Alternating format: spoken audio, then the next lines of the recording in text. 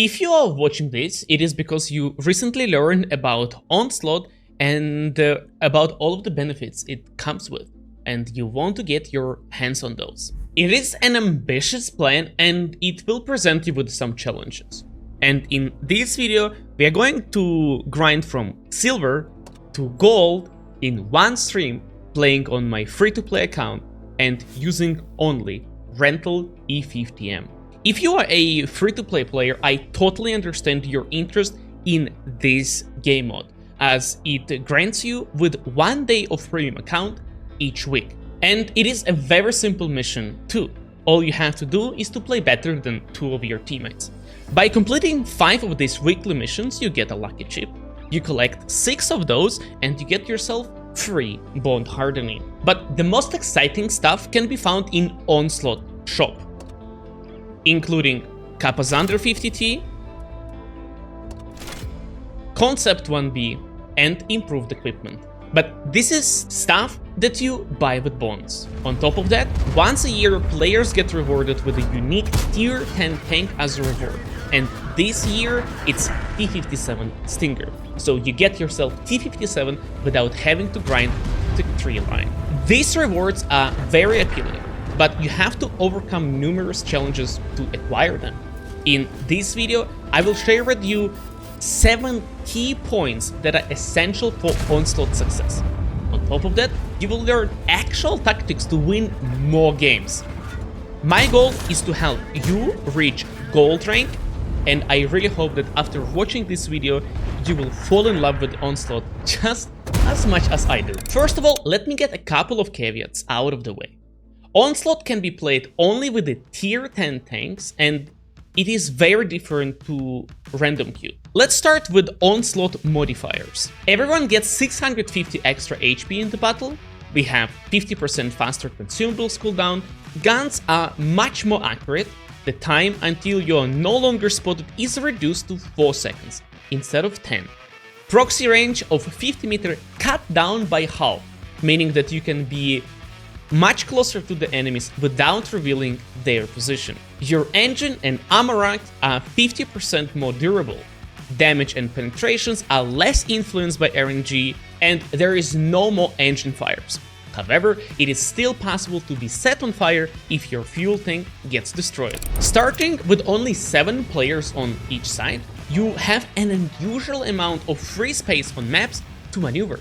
There is also 2 different types of points of interest that you can capture. The first one is Radio Tower, which will allow you to reveal the position of every enemy tank for 1 second. The second one is an Artist Strike, using which you will do 400 damage flat to every enemy tank in its radius. It can be also used to reset the base being captured or these points of interest. My favorite way to use it is to finish one-shots. Now, with unspotted time reduced to 4 seconds instead of 10, using radio set equipment and crew skills, it can be lowered down to less than a second. So medium tanks can use full DPM. It can be done in open fields or behind the bush. Each class of tanks has their own ability, and I will just name a few that are the most surprising ones.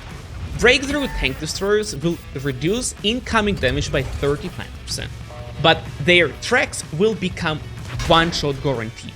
Keep that in mind. They also gain 10 km per hour forward and backward speed and do extra 30% ram damage. It is quite easy to spot if tank destroyer is using this ability with the icon of the ability above the tank. Same is true for any other classes. Autoloaders like Batcha 25P or TVP gets a reload reduction. All you have to do is to pan at least 3 shots to charge your ability fully. This results in 15 seconds reload for Batcha and 8 for the TVP. T57 Heavy and 50B gets much better accuracy and faster interflip using their ability.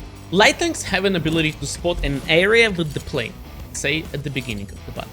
It can reveal enemy composition and give your team an important insight. You can spot the base and help your team drop an accurate nuke to prevent base from getting captured. But it is very difficult to play it. And playing Onslaught for the first time might be difficult until you get used to these basics. That's why for this video I limited myself to playing only E50M rental, tank that is available to everyone who has at least one tier 10 tank. Why E50M? Well, mainly because of our ability. At level 3 we have 35% reload reduction and much better gun handling. With just regular gun rammer, you will have 4,300 DPM if you're using your ability. And as long as you do damage within 150 meters range or do ramming damage, you will keep your reload bonus. Since E50M has armor and much of the firepower, we should be winning most of our 1v1 fights. And that's why I picked E50M rental for this video. If you happen to have object for 30 already, that tank has the same ability, and it will work even better because you have much better armor and even more DPM. For Onslaught, you want to be playing with the turbo, hardening, and gun rammer. Since we have a modifier to increase our gun handling, stabilizer is just not needed. And since there is a 0% chance for engine fires, I will be replacing fire extinguisher that I would have with the second repair kit. Food would be much better options as it would help me with the DPM, but I'm playing on my free-to-play account and don't want to lose much credits, so that's why I'm not gonna be using it. And here is a little tip. So usually my repair kit is on 5, and that's where I want to put my small repair kit because it has a longer cooldown. And on the key, where usually I would have fire extinguisher or food, I put big repair kit. This way, whenever I use my small repair kit, it starts its cooldown, and in case of emergency, I'm gonna be using big one, and after that, the small one is going to be ready to use again. This is not only efficient way of using 2 repair kits if you don't want to be playing with food, but also it's quite economical, because there is going to be battles where you are going to be using only small repair kit, and you're going to save up credits by saving large repair kits. I started training my crew by selecting repairs on every single crew member. After that, emergency for the commander, snapshot for the gunner, controlled impact for the driver, situational awareness for the radio man, and intuition for loader. I only have 2 crew skills right now, and if I had more, as a third crew skill I would choose brother in arms for everyone and close combat for loader. It will help us in close combat fights. Since field mods for 30U and E50M are the same, because they have the same class, I would go for these crew skills. And for E50M, I would choose the right one to increase ramming potential, but for object for 30, I wouldn't pick either. This was an introduction of the Onslaught and E50M. Now let's get inside of Onslaught mod and try to understand how to win and influence games. Our first key point is going to be about map control, and I have collected a couple of battles that demonstrate importance of being able to play for the strikes, capture radio towers, and how they affect the battle. So at the very beginning, I asked my 60 TPs if they can help us, and since E50M is relatively fast, much faster than the heavies, by going down and taking this RT strike, we are initiating the battle, we are starting the game. And even if we were to lose HP on the cross, it wouldn't matter that much, as enemies wouldn't be able to cross because we have 60 TPs covering. And because of our move, TVP was able to capture the strike successfully, and now whenever there is a group of tanks, 2 or 3, they are going to lose each 400 HP if TVP is going to place his strike precisely. And with maneuver like this, our i7 60 DP went in and we started picking enemy targets one by one.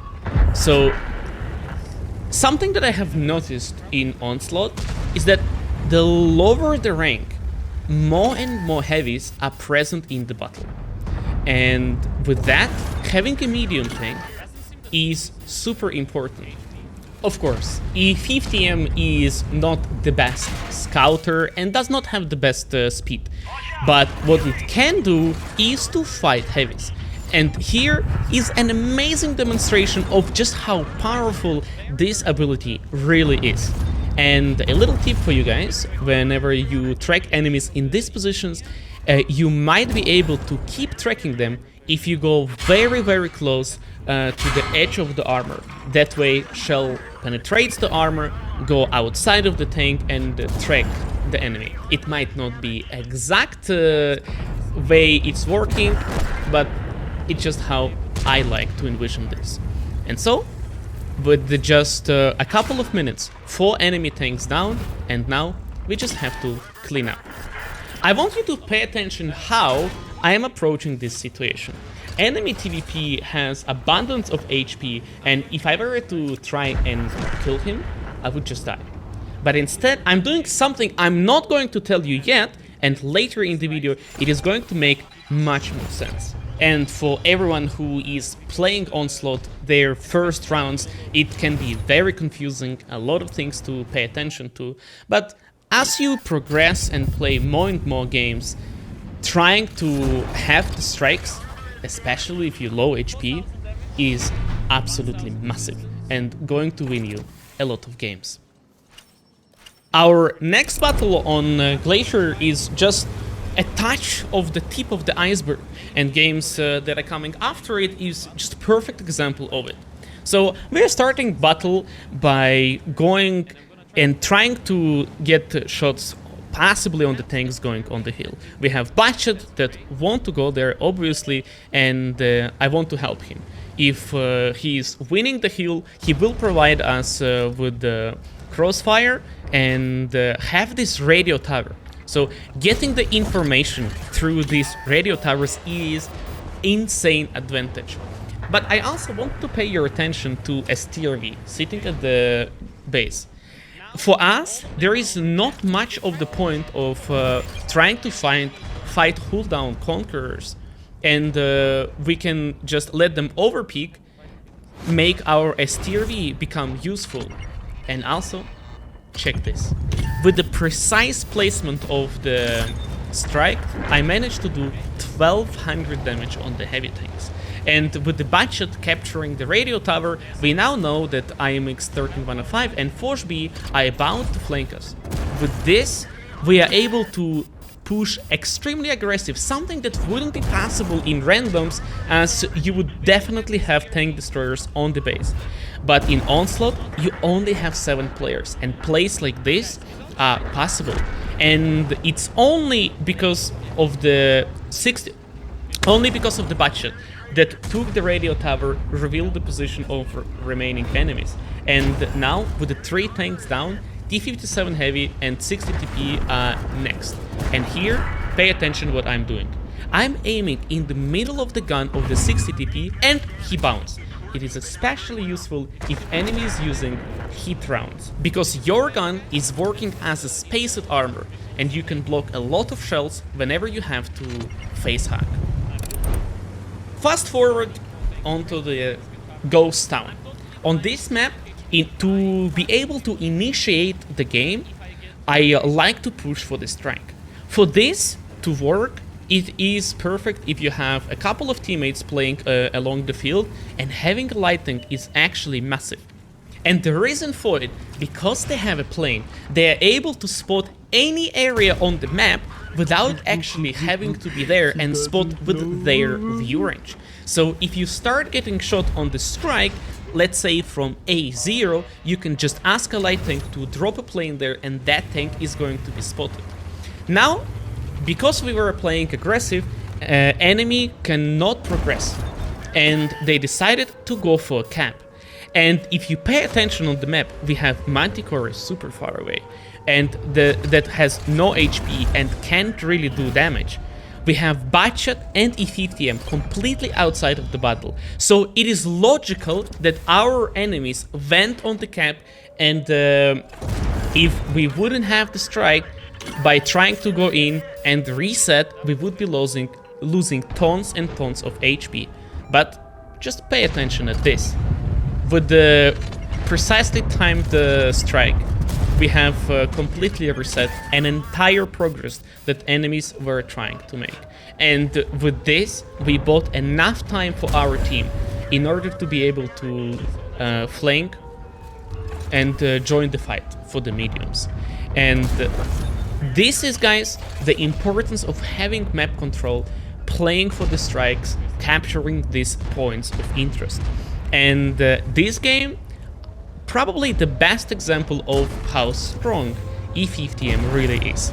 You see, players are being very confident with their 60 TPs. You have great armor. With the modifiers of the Onslaught, you are now getting great accuracy and you can finally connect your shots. But with ability of the E50M, pool of the HP, guys, just look at this. We have 2.9 thousand HP. I'm able to be super aggressive, trade with my teammates, and trade with my enemies, and you guessed it, trades for E50M is going to be always on favor unless you're fighting outloaders like Butcher, because of your insane reload time under ability. And just like this, we already have 5.6 thousand damage. I was mentioning at the beginning ability of the breakthrough tank destroyers, such as Object 268 V4. And you can clearly see that he has ability activated, or he had it activated, because of the icon on top. Whenever you see that, you are able to track Object 268 V4 within the first shot. So if you happen to be playing with autoloaders, you can always shoot him in the track, stop him, and aim the rest of the shots precisely. There is so many these little things that I would like to pay your attention to while trying to focus on the importance of map control. And if you're appreciating these tips, like aiming in the gun, or if 268 is using ability, just shoot him in the track, please let me know, guys, in the comments. And the reason why I decided to share with you this game is because previously we were just controlling the strike, resetting, and the enemies weren't putting much of a fight. Here, it isn't going to be much of the difference apart from one thing, and that is information that was early captured by the Butcher. And knowing that most of the enemies are playing in just a couple of squares, I'm able to go aggressively through the middle of the map and trying to flank them to shoot heavies in the back. And so, because of the early information that we've got from the budget, we are able to get in such aggressive position. I think in random battles, if you were here 1 minute 40 seconds after the game started, you're probably EBR looking for troubles. But because games is starting with just half of what the usual team size is, you have so much space to maneuver, and that's why I love playing mediums. I can't describe in words enough how much I'm having fun in Onslaught. And this game is going to be over in just a couple of minutes. We only have 1000 damage. But guys, just pay attention on how quickly this tank picks up the damage. And the reason why I was going to get gold rank for this video with E50M alone. I did not have access to the field mods, this why my HP is not boosted, and my repair time on the tracks is longer. I don't have all of the HP, but still, because of the amazing gun and penetration, even on free-to-play account, I barely losing any credits. Perfect, guys. On top of that, for everyone who is interested in bond hardening, but just afraid to play tier 10s because of the repair cost and you don't want to be losing credits. Guys, credits is a part of the rewards, and I have not lost credits while playing in Onslaught on my free-to-play account. Especially because you get this day of premium account. And so allow me to move on to the rule number 2 that I call do not be afraid of trading your HP. And that's why hardening comes in clutch. I would say that after Gunrunner, it is second most important piece of equipment. And I want you to pay attention on the map. We have E50M completely outside of the battle.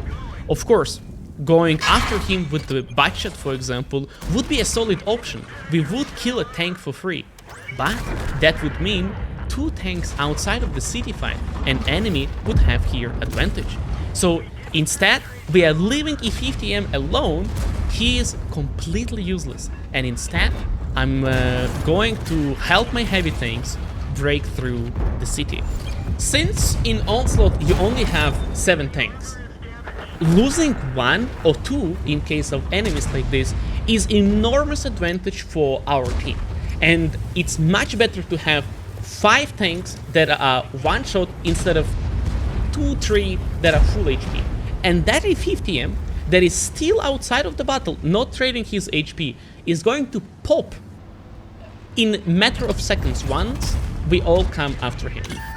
And this is something that I love about Onslaught. But I do get a lot of comments from the players who were good in old ranked system.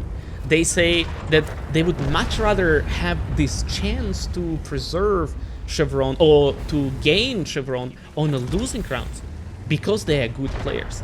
But here it is all about teamwork. And even if you die with a 0 damage, with the 0 assistance, because you took 1 for the team, you made mistake, doesn't matter, but your team end up winning, you are getting minimum of 14 points.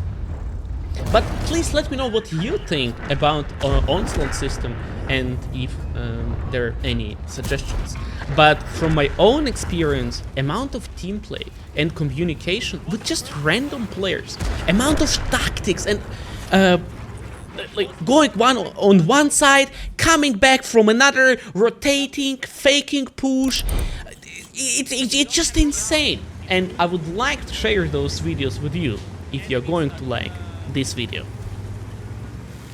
Our next battle is starting on Mines, a map where lots of players like to go on top of the hill with their CSs, and it is quite a valid tactic. Although I'm not the biggest fan of it, it works, and that's why people do it. But my favorite play here is to get control over strikes, and that's why at the beginning of the battle I asked my team if we can play map control and use these strikes. Not only we are going to have an opportunity to drop these nukes on a group of heavies, and as you can see they are all stacked against around the cap. We also can decap, and it's very valuable. But the reason I'm showing you this round is not because I captured a strike. No, not at all. But it is of importance of trading your HP. So situation is much like in other games. The team is split and we need our teammates to get involved. And the least thing you want to do is to lose your teammates. And our heavies right now in a huge trouble. And that's why, guys, I'm going to make a decision to just go in and save my E5, save my T57 heavy. Because of 650 HP bonus modifier, our E50M has nearly HP of a mouse. And with that, you're able to go in, fight the heavy tanks that doesn't have much more HP than you, and turn the game around. Unfortunately for me, I was under focused, and I wish that my rest of my team would come in and join to share HP a little bit. That would left Hurricane CS outside of the battle, and the victory would be much more coordinated. And although with my commentary this push might make a lot of sense, and you're probably thinking, damn, this guy is good. But guys, I actually made one of the biggest mistakes that you can make in Onslaught, and we are slowly shifting into the rule number 3, which is you have to be keeping your gun in the battle. Even if you're one-shot, the power of your tank is immeasurable. You can still take control over the strikes, you can create crossfire and have map control. So under any circumstance, try not to be losing HP and dying if there is teammates who can potentially take HP. Of course, in the rush of the battle, it can be hard to control it and pay attention to this, but you want to help your team break through the flank. But the last thing you want to do is to sacrifice yourself for it. The way Onslaught works, or the easiest way to grind through the ranks, is through performing. And the better you do, especially on the bad rounds, the less points you lose. And that's why having the gun is extremely, extremely important. And I would like to pay your attention to the minimap once again. We can see that we have STB and what seems like T100 still playing around the enemy base. And we already lost one flank, one tank, and about to lose T57 heavy. And that's why we have to act quickly. With the 3 tanks down, there is no way we can snipe and expect for anything good out of this battle. And that's why I just go in.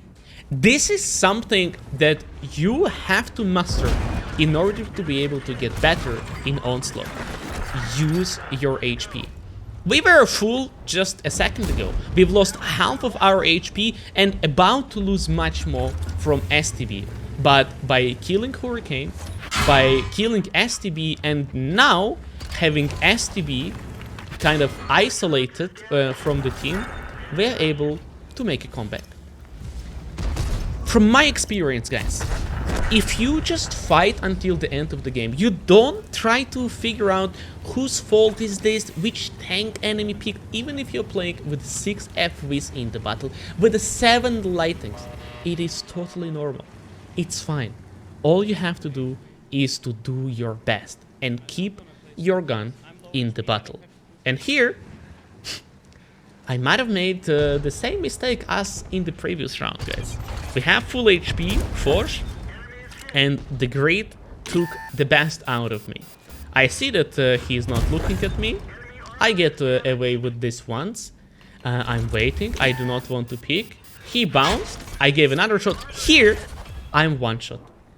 Can someone tell me, guys, why do I pick against the Forge when I have the strike available? Losing a tank like this is never worth it. I was picking to do one shot and end up losing. Never worth it. I take the strike, I do another 400 at the very least. It's never worth it to pick one shot against a tank that can kill you. Never. Because you're trying to do one shot of damage and it can be your last one.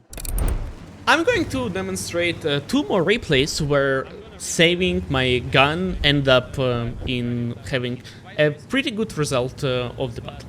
So we are starting with the game on the Red Shire, where despite the sluggishness of the E50M and that enemy is going to take radio much faster themselves, so I'm going to be spotted in the open field. I just understand the importance of having the information, and that's why I decided to risk and try to take this radio. With the information that I have revealed, we can see Object 140 and Batshot trying to go on the flank. If our team is going to be coordinated and try to push Castle with I7 for 30U, we might even be able to pick up 60 TP, while Batshot and Object 140 on a wide flank. Being able to react on the information provided by the team, such as this TVP for example, just look how aggressive he is. They are already taking the strikes, and we have to be very fast because we're just gonna get flanked. And this ability to adapt to the information that you're getting is super important, and that's why I encourage you guys to play with the mediums, especially on the maps where you have space to maneuver, because you have the speed to go around the map, to control these important points of interest, give your team information, capture the strikes, in order to be able to decap, finish one-shots. like the way I'm thinking about it is like this. If enemy team has 7 heavy tanks, they are never gonna be able to chase me. And so the only option there is left for them is to cap. But if I can have a radio tower and the arty strike, I can always decap.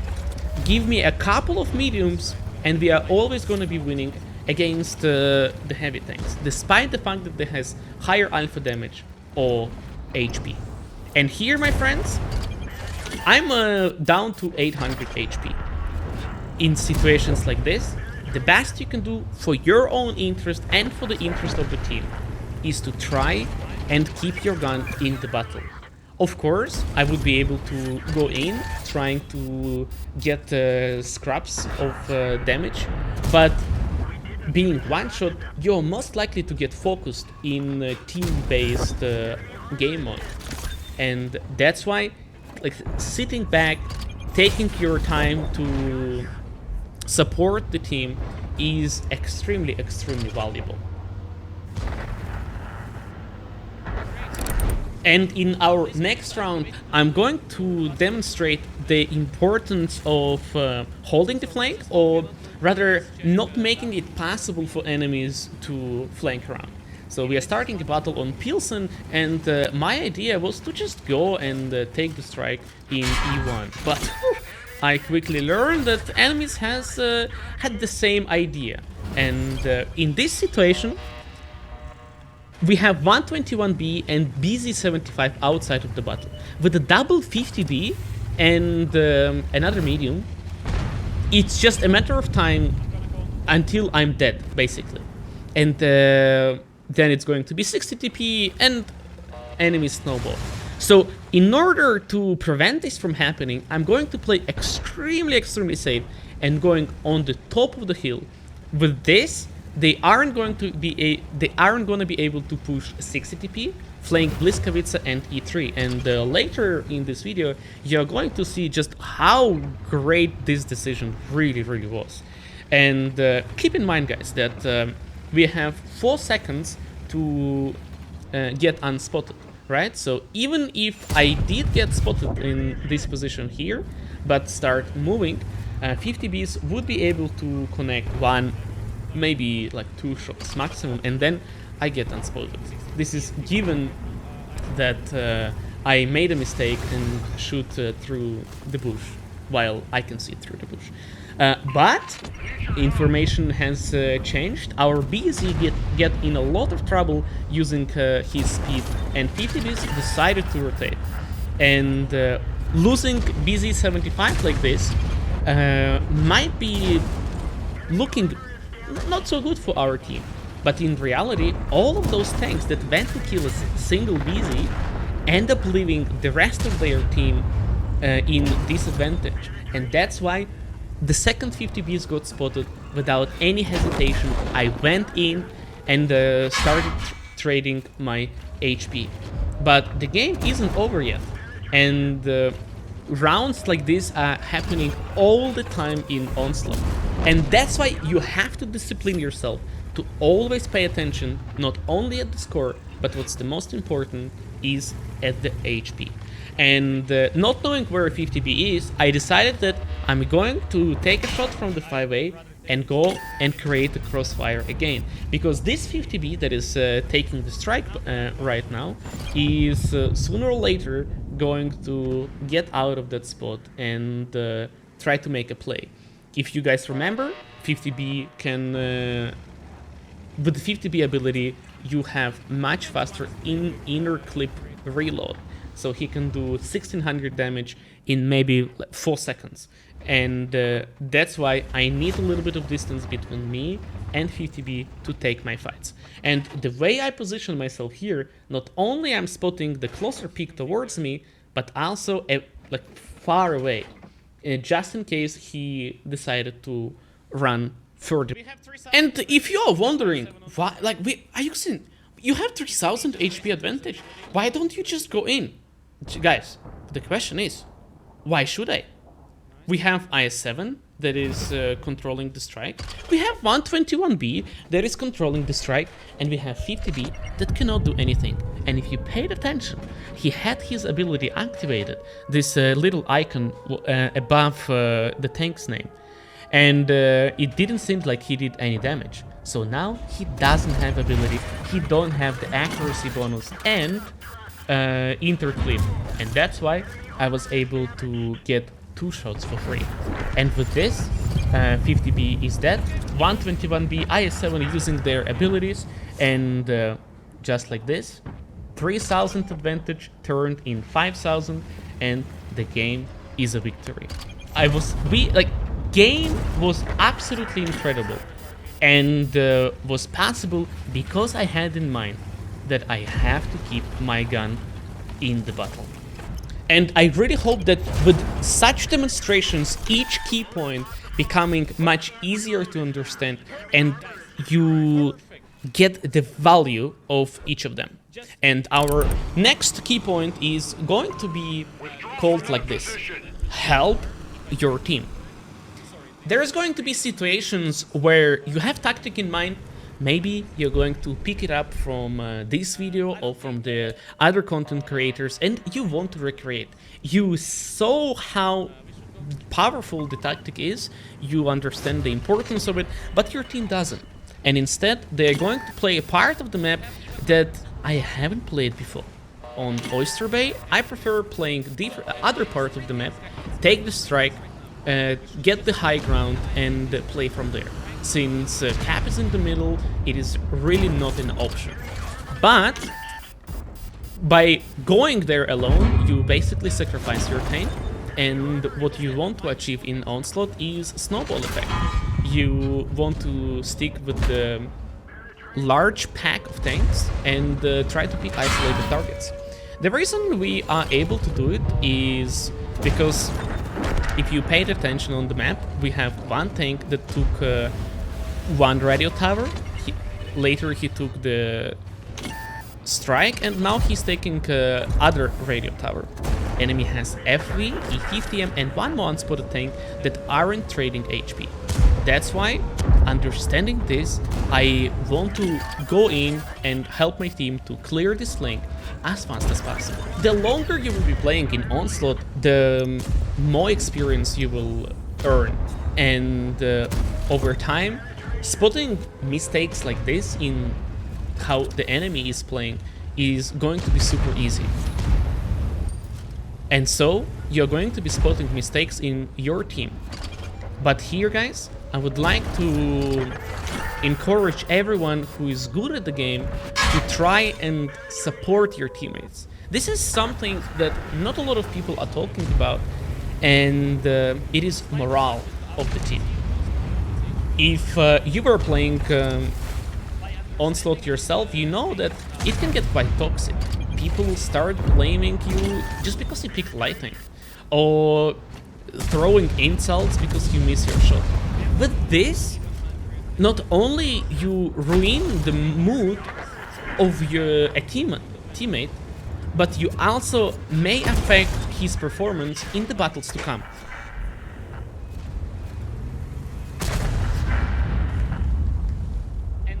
I myself used to have anger issues, but ever since I broke my keyboard in pieces, I decided to work on it, and I improved quite significantly. With this, I would like to encourage you guys to think about other players you're playing with. And even if the game is complete disaster, I like to motivate my team for the battles to come with a couple of words of encouragement, such as, guys, I messed up. This loss is on me. Good luck next. Thank you for communication and stuff like this. And that's why every time I meet somebody who knows me, they are extremely open for communication and my tactics. Speaking about the tactic, this is something that I absolutely love to do on Westwood. I like to keep 2 60 TPs in D3 position, and at the beginning of every round I always ask 60 TPs to be playing exactly there, not where STB is, because it's much easier for you to get surrounded. And with the mediums, we go and fight for the strike.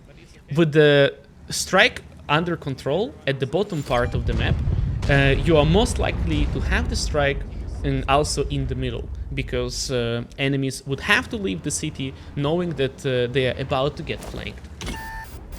This tactic works pretty well, and especially if you can get early information from the light tank perhaps, how many of the enemies are going to fight for the bottom. And if you see that you have number advantage, you can be quite aggressive, just as I was playing here. After that, you should absolutely not be chasing EBRs or any other tank that are going back to usually B6 position, because it is tank outside of the battle, and my budget, my Centurion right now, trying to chase EBR. This is the biggest mistake possible, because it's -2 tanks, and our team is going to be in disadvantage. That's why the second we killed the budget, without thinking much, I went back and tried to help my 60 TPs. But unfortunately, our team didn't see it. And let us see how the situation is going to unfold. Unfortunately for us, Centurion that was trying to possibly take the strike ended up dying. And right now, we are in disadvantage. We have 1800 HP down, budget that is being one-shot for the 60 TP, EBR that now can control the strike himself, and 2 of the 60 TPs that are down to one-shot for the strikes as well. And without taking much longer, enemy EBR realized his position and just took the strike. Now, if our 60 TPs are getting spotted, they are going to be picked up by the strike. And from the situation where we got budget completely for free, and we could have went and overrun the middle strike, kill the 60 TP, and help the rest of our 60 TPs, we are left in 1 versus 2 situation against EBR. In games like this, when you are left alone a light tank or fast medium tank, the worst decision you can do is to try and chase him. And that's why I'm spending my time waiting for the strike to be on the cooldown again. And I did ask 60 TP with the pings on the map to go and take radio tower. He's going to use radio tower, reveal position of the EBR, and based on that information, we're going to be able to make a decision whether we push or do something else. I think going on the cap would be a total waste, as the strikes are going to be up in near future, and knowing this, I'm going to go and set an ambush for the EBR. Here, I was just thinking that he might potentially go for the strike, and there I have 1000 HP, he's for 2 shots, so I'm just going to drive straight into him. I have the strike myself, so maybe I would be able to use it kind of like pre-fire, but as the time goes by, he doesn't show up, and I don't think I have to do anything. We just really need to wait for EBR to make mistakes. Unfortunately, we are split with the 60 TP, and EBR had enough time to go all the way around and possibly find shots on the 60 TP. Realizing this, I understand that it's no longer an option for me to just sit, because every second passed is every second EBR can be closer to my 60 TP. And that's why I decided to take a radio tower, have the strike ready, and oppa. If I were to sit there for just a little bit longer, EBR would have enough time to go up in the usual TD camping hill and potentially spot our 60 TP. And in 1v1 situation against EBR, it wouldn't be possible. But since we have cap pressure from the 60 TP, EBR has to make a decision what he wants to do. And Ole the best that I can is to make sure I won't give him a chance to cross. And just like this, guys, EBR is down and we are winning the game. Okay, tactic for this map is to have 2 360 TPs, OBZ playing here, maybe one tank destroyer at the back, and mediums trying to take control over that area. This is what I like to do. This works very well, and it's a lot more reliable than just going all 7 tanks in. Because if you have mediums, they're gonna have the strikes, you're gonna be playing maybe even against tank destroyer, and you're going to be close. Having a little bit of the map control is very, very nice. And we are moving on to the key point number 5. In order to be able to perform in Onslaught, to go through the ranks and climb the ladder, you need to have the right mindset. I sometimes watch streamers who is joining Onslaught just to do daily missions, just to finish 2 victories and be done with this mod. And they are playing much worse from what they are capable of, because all they care about is the victory. And this is completely wrong mindset. Your focus should be consistency and try to do your absolute best, especially in the rounds that are going to be a loss. And a 50M is perfect for this because you have HP, armor, and insane DPM. So next couple of battles are going to be losses, and losses are inevitable.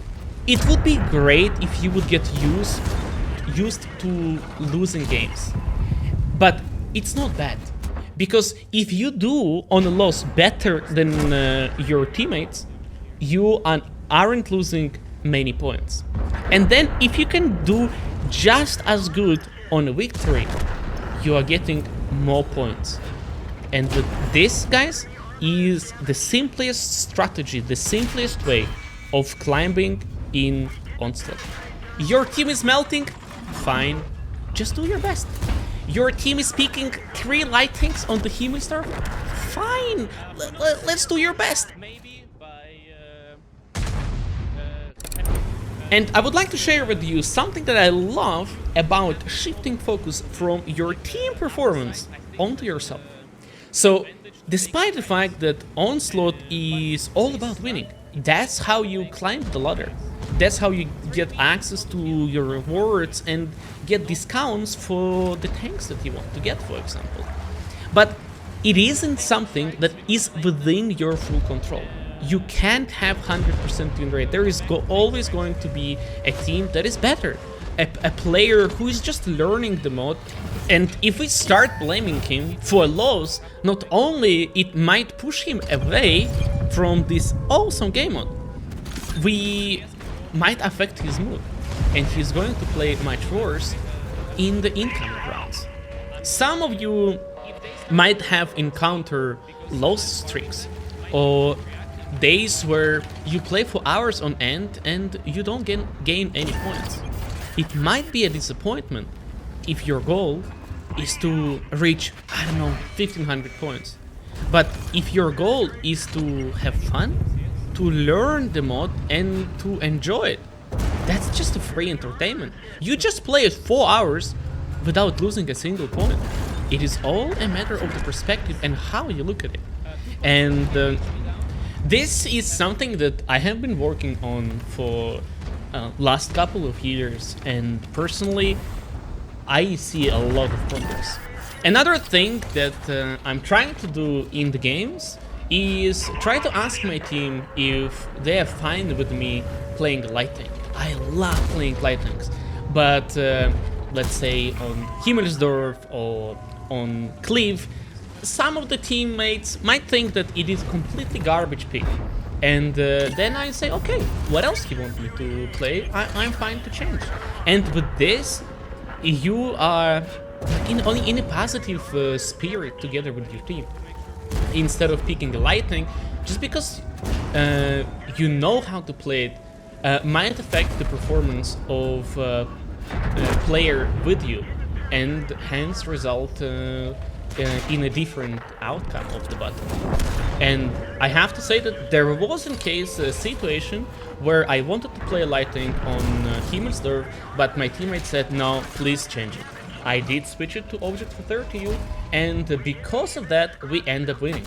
At the end of the round, I have admitted that if I were not to switch the tank, we most likely would have lost the game. I haven't seen enough content creators talking about such an essential topic as communication.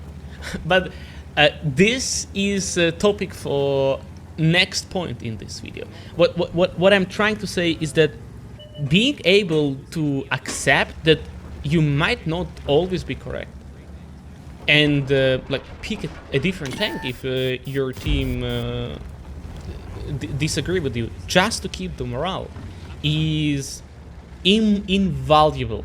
And I wish that there is more players who can be constructive in their thoughts without being toxic. Because I think at the end of the day, they all want to like deliver or like share the feelings, deliver the information.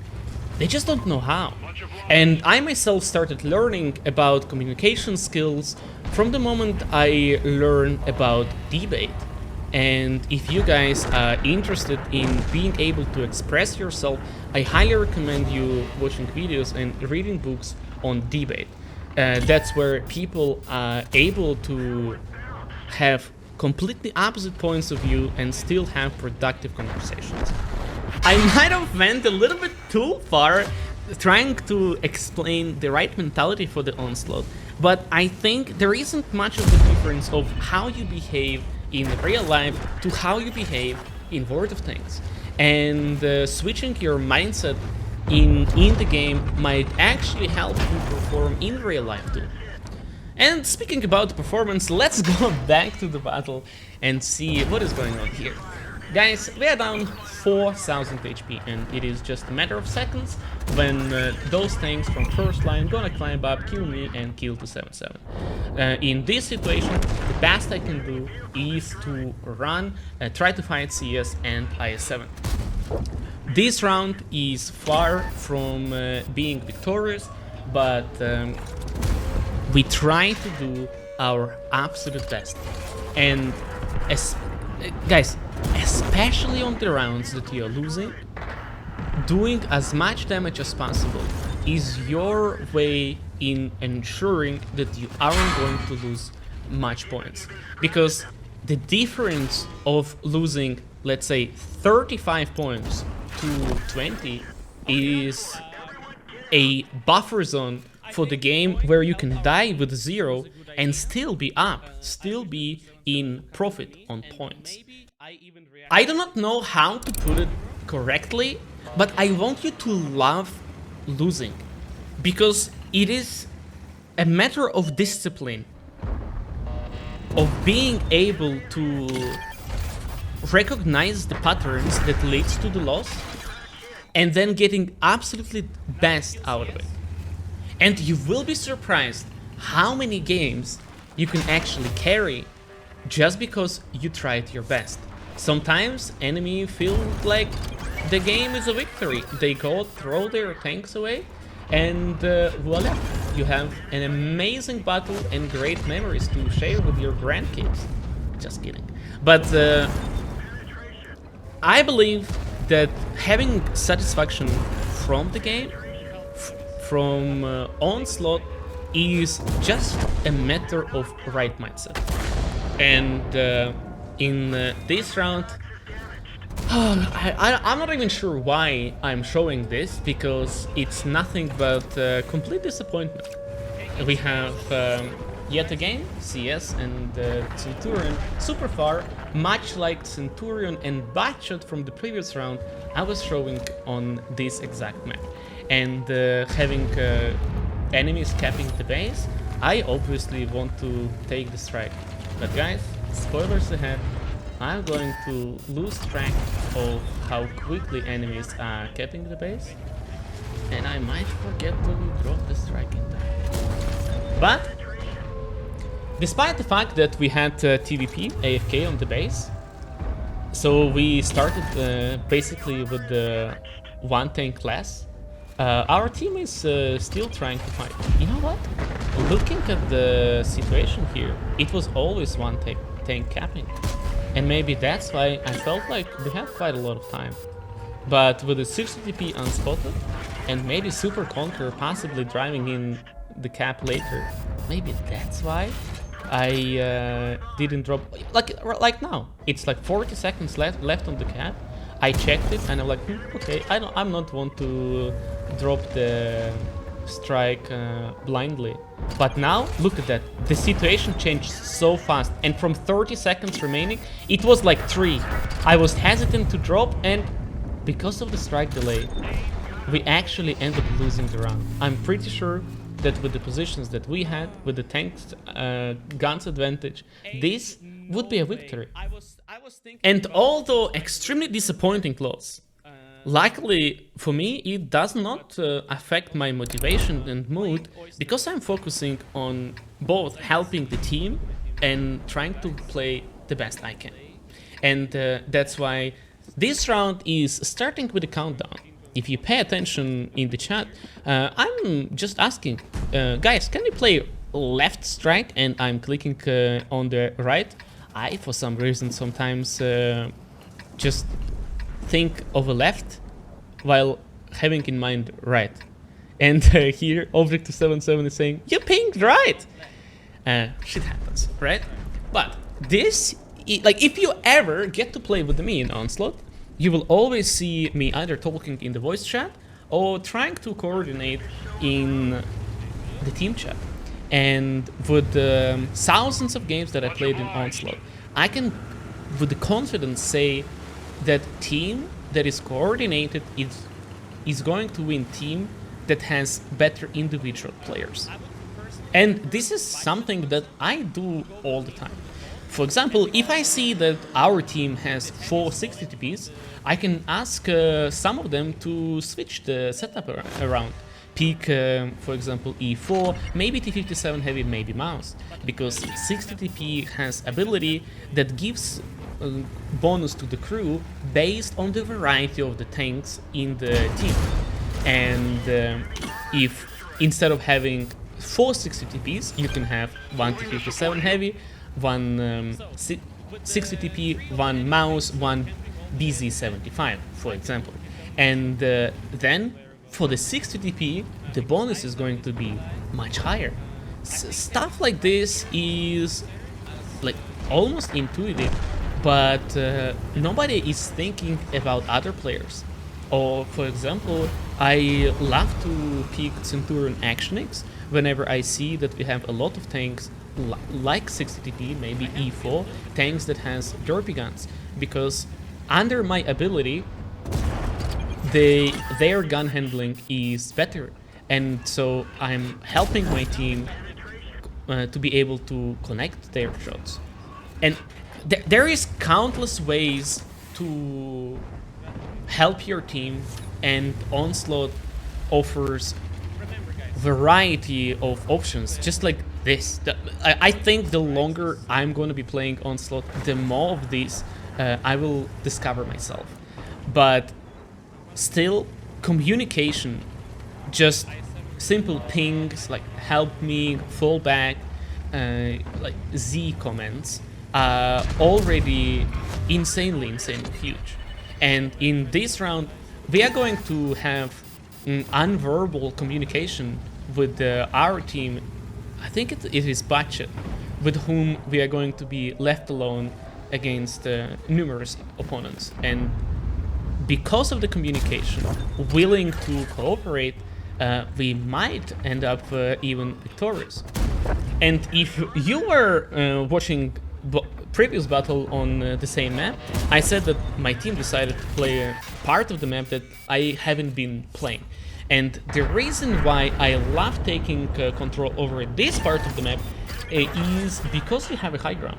And our heavy tanks, because they were slow or they weren't just aware of how this map works, they end up getting trapped in the low ground. And hence destroyed by the superior number of enemies. And that's why if you ever want to go and fight for this strike, you should avoid these radio towers unless you're super fast, maybe like a light tank, maybe budget. But you don't want to get stuck there because it's going to be very difficult for you to join the fight, especially if you have an enemy that is playing above the radio strike and holding your crosses. So going to play on the top part is much better because think about it, you can always drop down if you want, right? But there is no option for you to quickly get back up. And this is a great example of enemies just feeling confident. In the previous round I was saying that sometimes they just gonna do that and they throw and you have amazing games. And guys, this is just an example of that. 2 medium tanks were left against I don't even remember what was that, maybe 2685, i7 and Hori. Now all we have to do is to have control over the strikes. In the battle on Westfield, I was just sitting in the strike and waiting for EBR to make mistakes. Here, I want to do exactly the same and face towards potential way of i7 like trying to approach me. But since he's low HP, I suspect him to be afraid and ping on the radio tower asking my budget to take it to reveal enemy positions. If Hori is still holding that balcony that is completely useless, by the way, we might be able to go back up north and take that strike as well.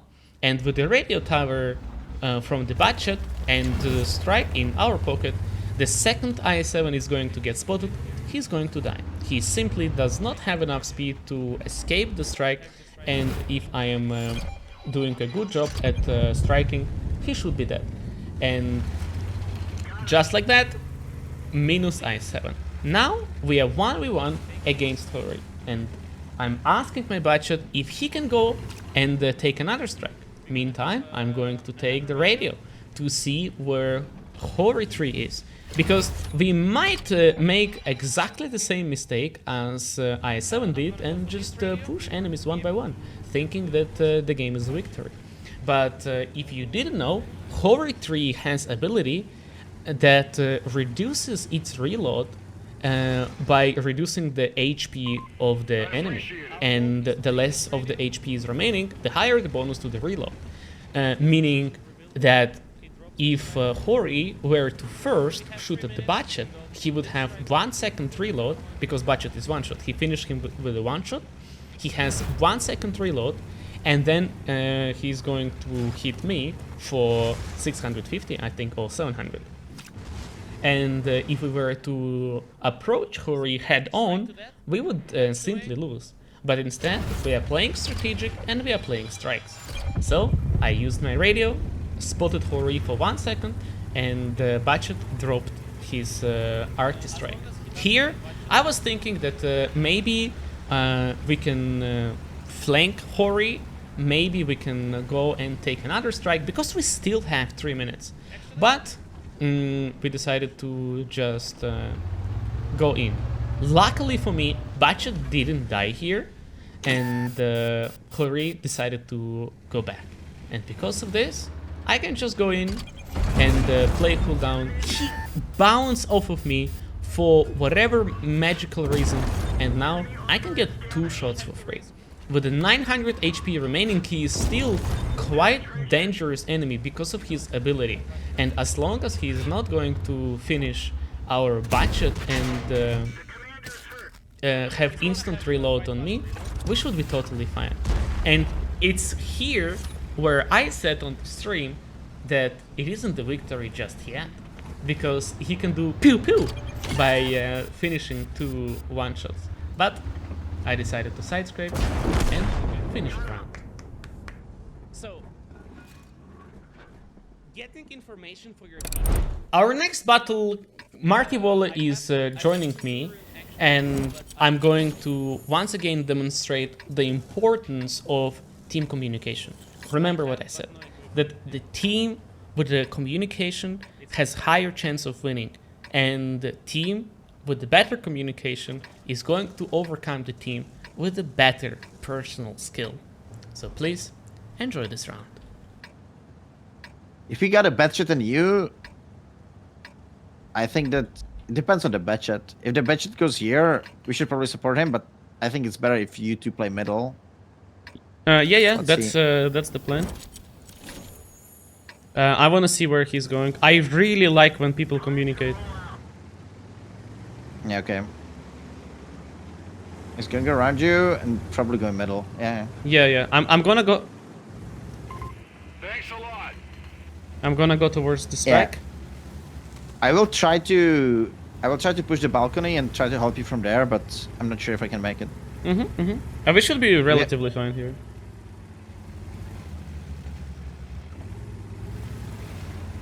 Okay.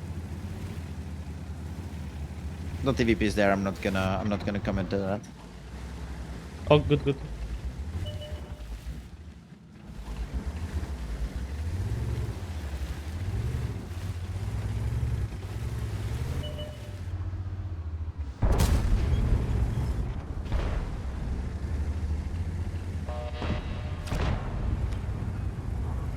Okay. So they have 4 guys here, and yeah, E50. Okay, here. everyone. Yeah. Yeah. You have to come into us. You have to come into us, and the budget has to play quickly.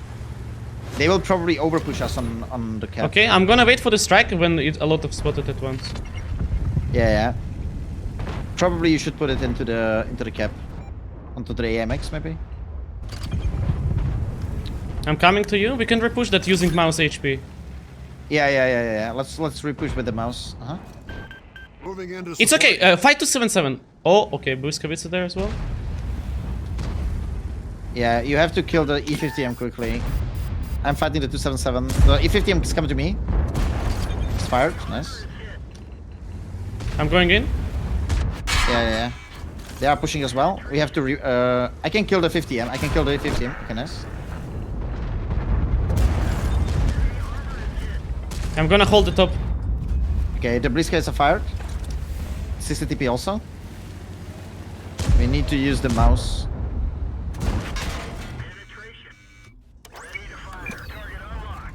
I can't really play here. All good. I got the 60 TP. Okay, we are winning. We are winning. It's fine.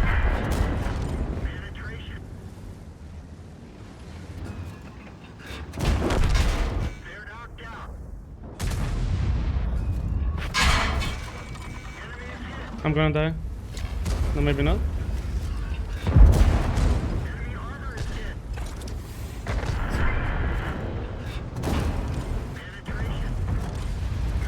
Nice. That was some mwah, Marty. Mwah. These last 2 rounds were a perfect demonstration of how important the team communication is, and there is no better fun in Onslaught other than playing with a teammate. And if you are in search of teammates yourself, you're free to join our Discord, where we have a large community of active members who is constantly playing platoons. You are able to create voice chats, name them with the amount of your points, so that people know that they can play with you. It's within the range of points for them. And it's much better experience, where you are able to come up with the tactics and improve together. So feel free to join our Discord. And my last tip for Onslaught is going to be analyzing your mistakes. Since Onslaught is relatively new game mode, making mistakes here is just a part of learning process. And especially for the players who is trying to play it for the very first time, it can be very frustrating. But I see mistakes as a way of improving. And in this battle, after Force died, sitting on the middle against double budget and STB was no longer an option. And I wanted to get on the base to prevent them from occupying the artist strike and just make a crossfire. Although, great idea, I end up losing a lot of HP on the cross, going a very, very long way towards the base. And on top of that, I isolated myself. Now, if Batches join the fight, they are going to be fighting my team 7 versus 5. If I were to play this battle again, looking back, I would probably cross below Minotaur, like below the balcony, just by taking one shot from the STB.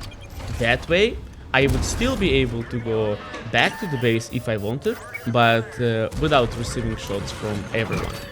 And I would be much, much closer to my team.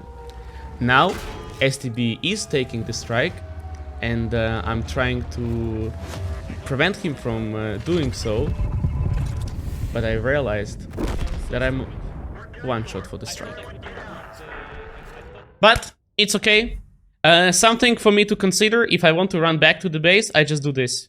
Take one shot from the STB and do this, instead of going through the open and losing probably 2000. And for everyone who really wants to get better, I highly recommend watch your own replays and try to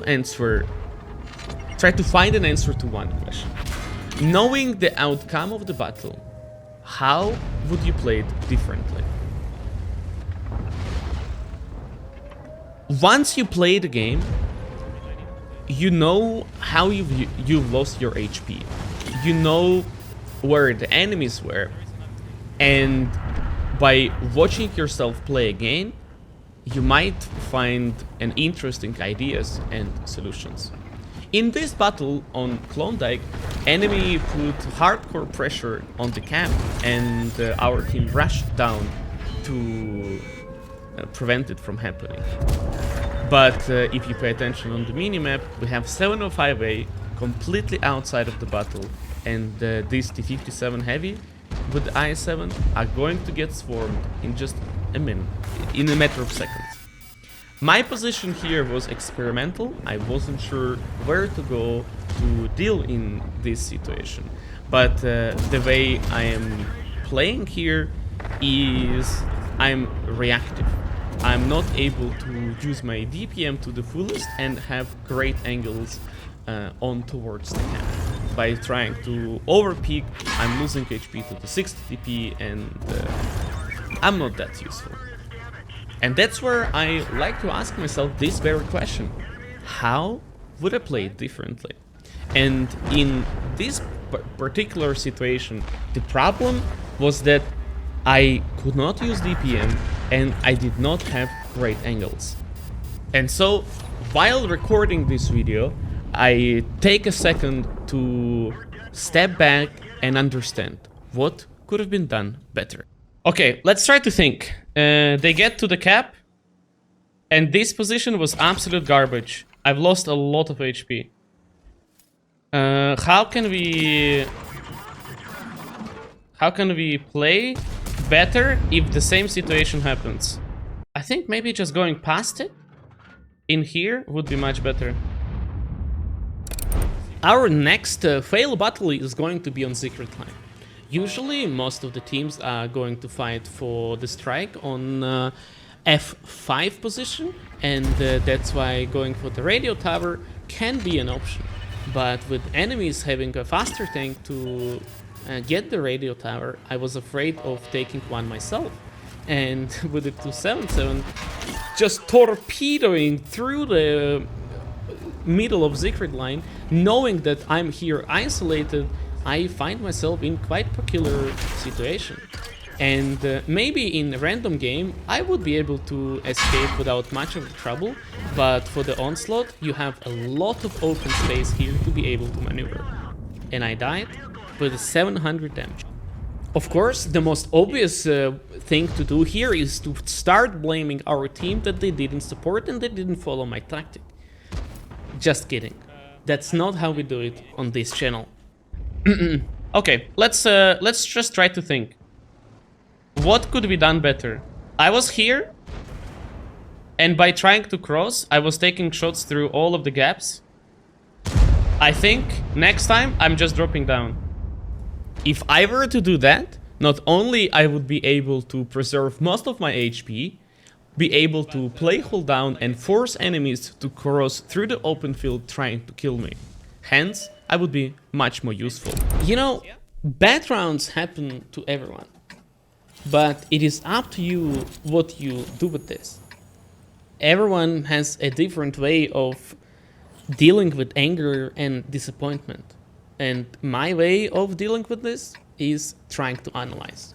And I was trying to analyze what makes me progress through the ranked.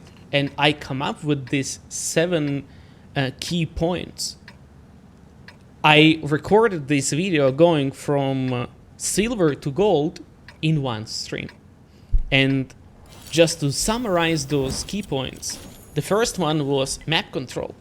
I want to have control over the strikes, get information about the team composition using radio towers.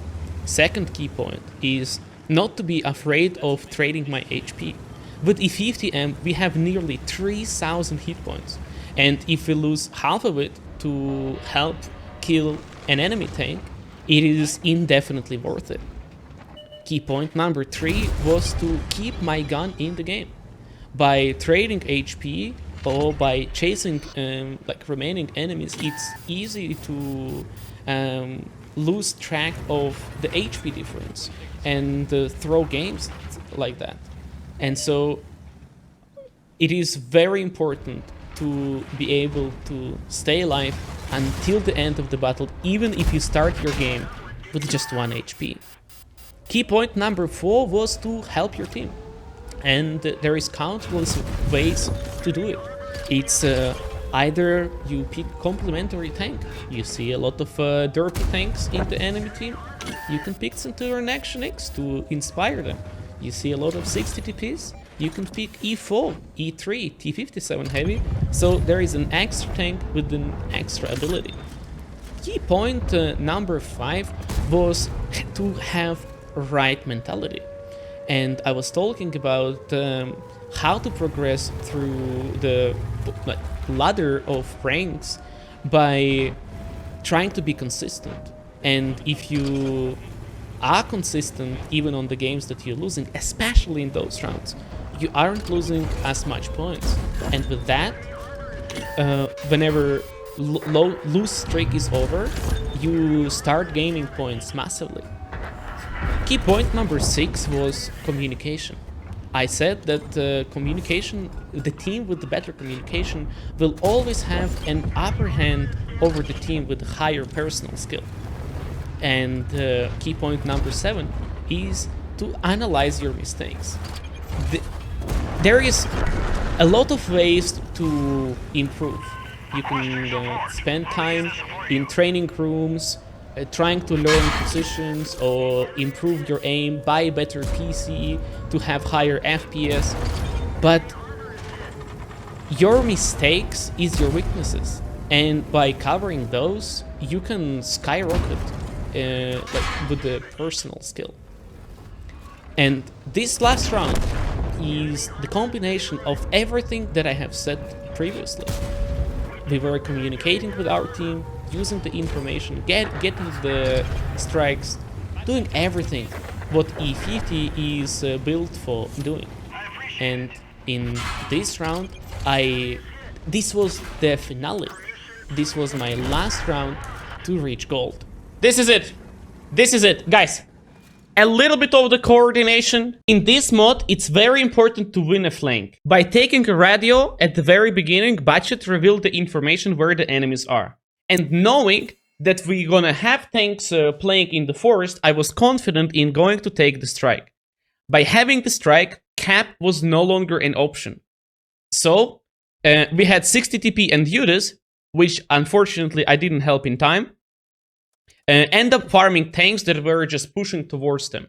This simple strategy is super effective. My friends, if you are going to try Onslaught, I would highly encourage you to focus on learning the mod and having fun.